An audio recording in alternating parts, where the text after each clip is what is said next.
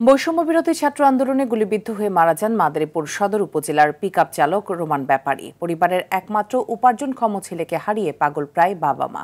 ছেলে হত্যার বিচার চাওয়ার পাশাপাশি রোমানের স্ত্রী ও সন্তানকে নিয়ে বেঁচে থাকতে আর্থিক সহায়তার দাবি জানিয়েছে পরিবার। মাদারীপুর সংবাদদাতা মঞ্জুর হোসেনের প্রতিবেদন জানাচ্ছেন নাদিরা সুলতানা।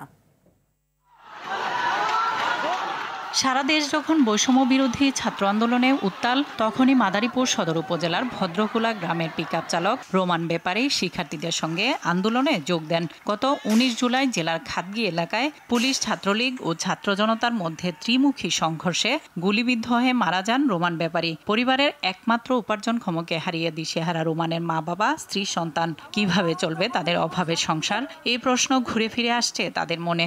10টা গুলি করে, একটা মাথায় লাগে আর 9টা বুকে লাগে। আমার স্বামী মারা গেছে, আমার একটা মেয়ে আছে। সবার কাছে এটাই আমি চাই যে আমাদের পাশে সবাই একটু দাঁড়াক। এদিকে শহীদ রোমানের পরিবারের পাশে থাকার আশ্বাস দিয়েছে ছাত্র জনতা। সবাই তার সন্তান, আমরা হাজারো রোমান, সবাই আমরা রোমান। আমরা তার পরিবারের যে কোনো বিপদে তাদের পাশে আছি।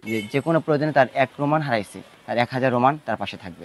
একমাত্র ছেলেকে হারিয়ে পাগল প্রায় বাবা মা আর্থিক সহযোগিতার পাশাপাশি চেয়েছেন ছেলে হত্যার বিচার। আমার এই ছেলে গণহত্যায় মারা গেছে, তার জন্য আমরা আপনাদের এই সরকারের কাছে কিছু সাহায্য আমরা চাই। সংসার চালাইতো, বাইরে দেখতো, বুইলেরে দেখতো, বাগনি দেখতো, বাপ মায়েরে দেখতো, বউ দেখতো, মাইয়ে দেখতো। এখন আমার কেটা দেখতো, আমার ছেলে মৃত্যু হয়েছে, আমি এটার বিচার চাই। অসচ্ছল রোমানের পরিবারকে সহায়তার পাশাপাশি হত্যাকারীর বিচারের দাবি পরিবার সহ শিক্ষার্থী, এলাকাবাসীর।